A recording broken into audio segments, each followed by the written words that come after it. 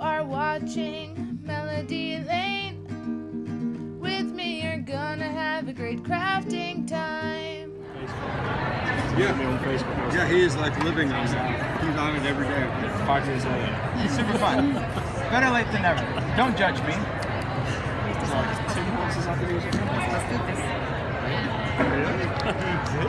Are you Diane's son? I'm getting the hang of it. He is. Where's Diane Ripley's son?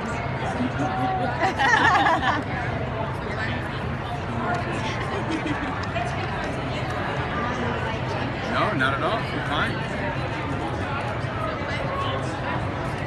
What are you going to be showing us today, Tim?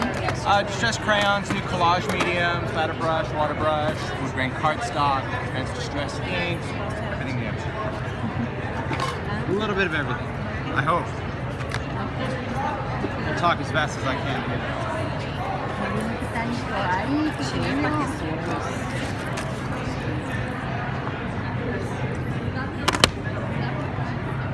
Alright, so that brush, what did we do with that one brush? Oh, is that what it was?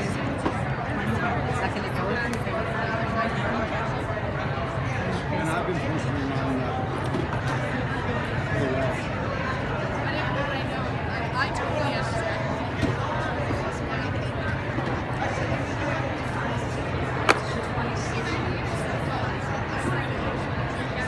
Okay.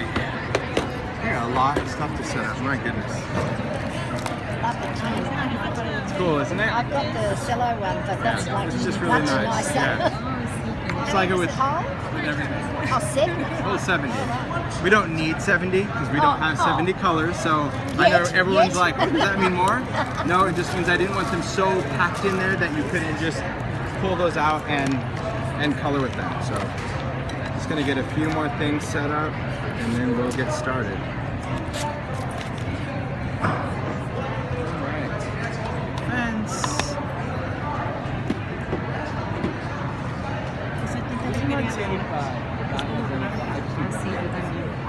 If she hasn't. Or she can just my black one. So is that storage tin new for the pen markers? Or? It is. Yeah, it's cool. We have to get that. I think we have all of your markers and inks and everything. It's really fun. I'll show how that works. Are you going to use the Skittle colored crayons today? I am absolutely not. I hope so, because Jennifer worked really hard on those colors.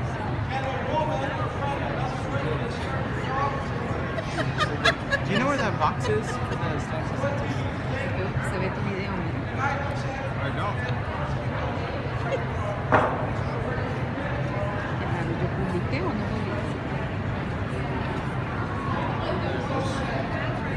Do you want me to open some setup?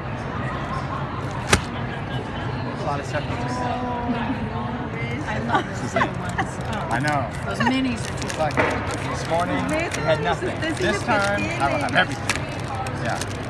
This morning was rough. You don't have all your toys that you need. It makes it really hard to play. Okay.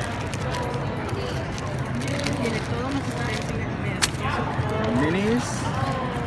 Yo los quiero. And regulars. There we go. Get a couple of stamps. Sure.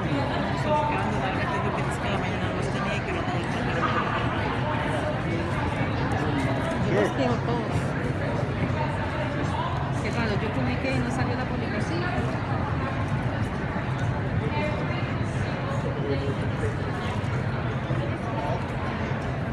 Same box. Oh my gosh, yeah. Okay. Thanks, Mario. Ooh, look at that. Ask and you shall receive. A lot of paper. Okay. This over here. So I know.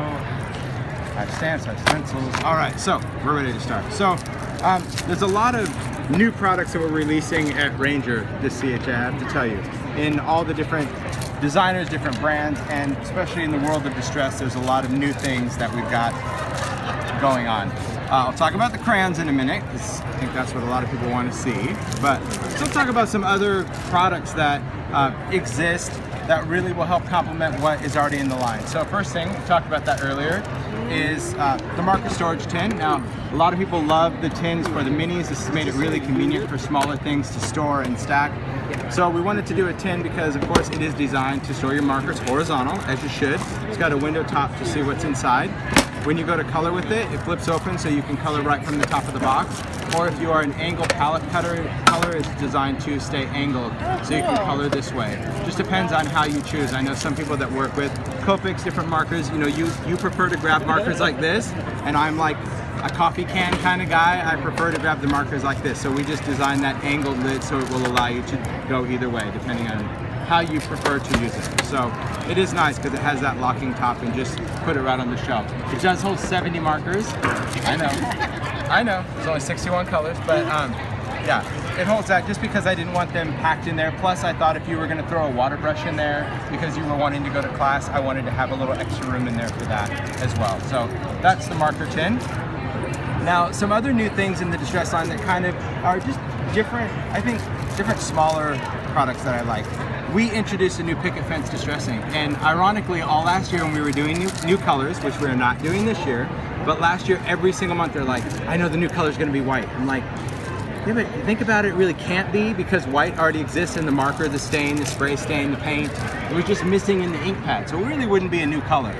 So we held on to this and we are launching the Picket fence Distress ink for the show. And what's great about this is it's Distress ink, but it is white. So it's not like, it is a pigment, but it's not like your traditional pigment inks that have that high quantity of glycerin. It works very similar to Distress ink from a perspective that I can go direct to surface if I want.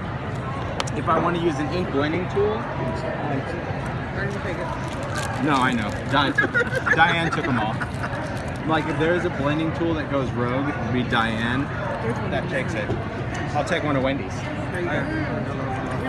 Don't tell her. It's on camera, but just don't tell her. Yeah. So if I want to blend, I can pick this up and this is going to blend. Now this is, I'm just showing you on black, but of course this is going to work over manila, over any other ink, and that ink is going to be dry already. Because even though it's pigment, it's formulated totally different. This is a felt pad. This is not that squishy foam that you're used to seeing with a pigment ink. Of course, this is going to, if you put it onto a surface, put it onto your craft sheet, put it onto paper, it's still going to react with water the same way Distress does.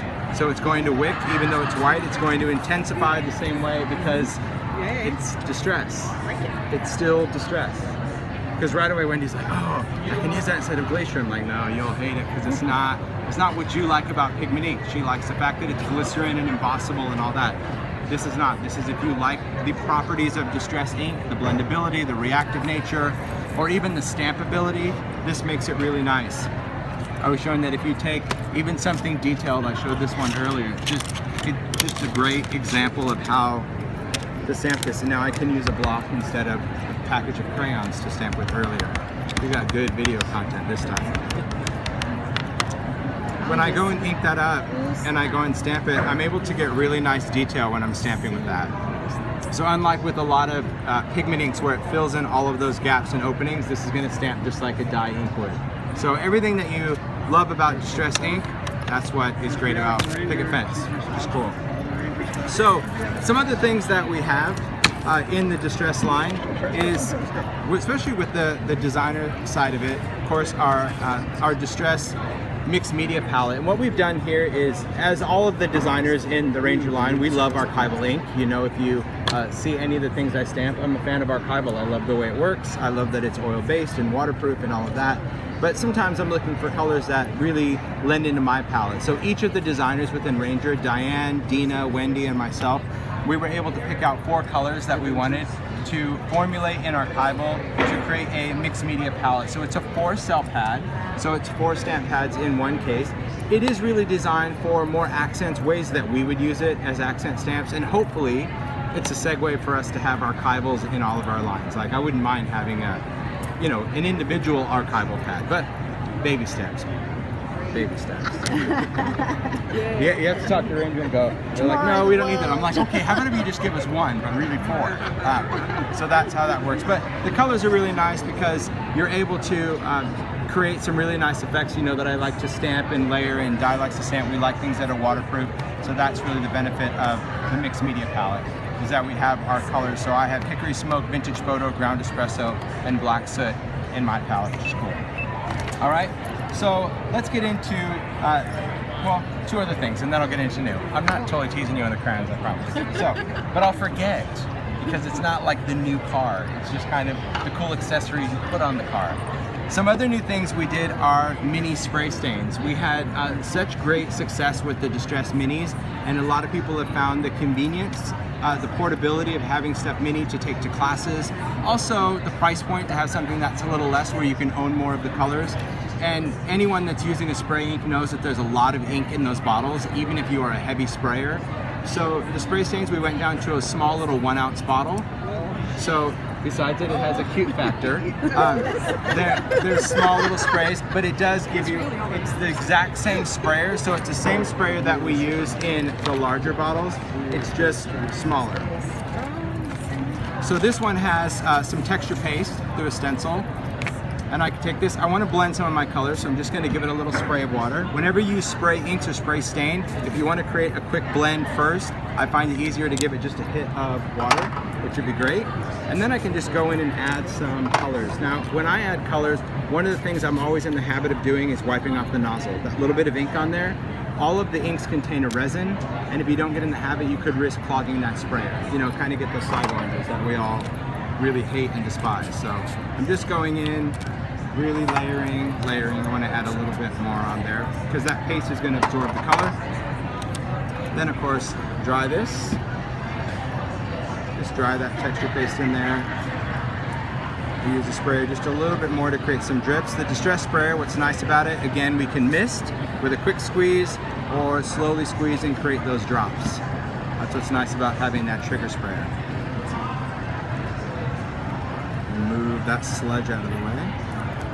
It's different when you demo than crafting at home. Crafting at home, I'd be like, I'm gonna use that on something. Take a piece of paper, something through that ink, you know what I mean? But here I'm just like, get it out of my way. Not part of the show. Yeah.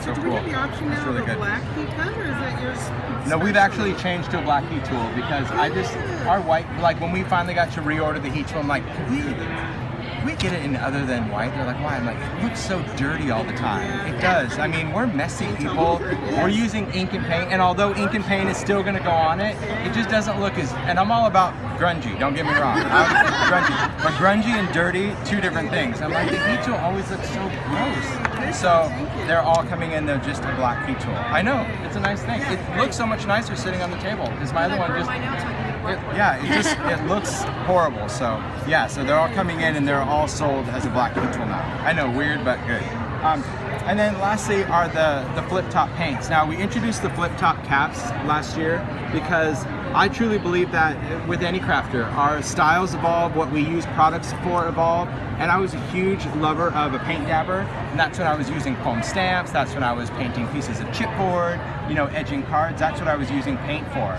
But as we kind of become more and more evolved in mixed media, we're trying to use our mediums different ways. We're using our hands now, and baby wipes, and brayers, and you know, blending tools to pounce paint.